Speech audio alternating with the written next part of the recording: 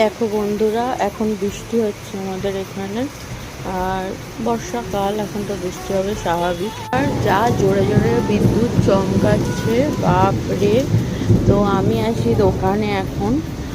আর এই যে আমার জগু দাদা, তোমাদের সবাইকে দেখিয়ে দিই। তো এটা আমি পুরী থেকে কিনে এনেছিলাম।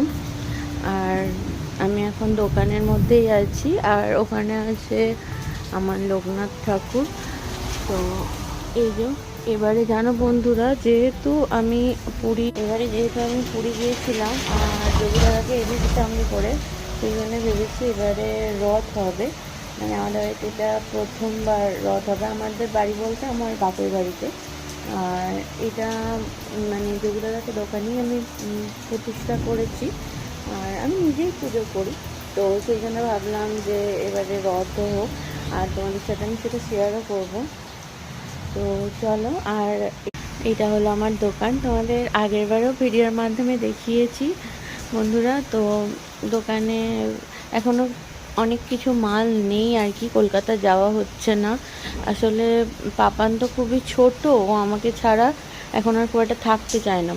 আমি এমন একজন লোক খুঁজছি যারা মানে কলকাতা থেকে পাইকারি মাল সাপ্লাই করে আর কি। তোমাদের কাছে যদি এরকম কারোর থাকে আমাকে কমেন্টে নাম্বার জানিও, আমি তাদের কাছে কিছু মাল পারচেস করবো বন্ধুরা। কারণ দোকানে মাল তোলাটা তো দরকার, আর আমার সেই সুযোগ সুবিধা হচ্ছে না, তাই যাওয়াও হচ্ছে না। তো যাই হোক। আর বন্ধুরা, আজকে এই গুটকাটা তুলেছি আমি, এই যে বড় ব্লকের গুটকা। তো দিয়ে গেল, অল্প করেই দিয়ে গেছে।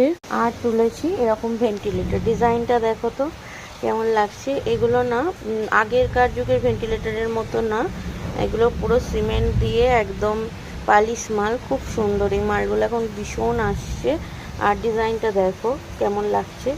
এই কটা ভেন্টিলেটর তুলেছি আর কি। সকালে ওদের গাড়িটা এলো, তো আমি ভাবলাম কি ফিরিয়ে দেবো, কিছু মাল কিনলে ওদেরও বিক্রি হবে, তাই কিনে রাখলাম।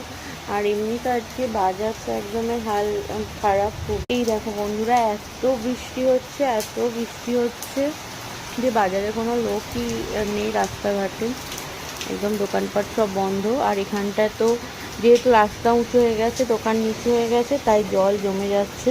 মালপত্র ছেলেটাকে বললাম সব তুলে রেখে দিতে, কারণ ছাঁট এলে সব তো ভিজে যাবে। আর তোমার দাদা ভাই গেছে তোমাদের মাংস আনতে, তো আনলে দেখাবো বন্ধুরা কী কী নিয়ে এলো।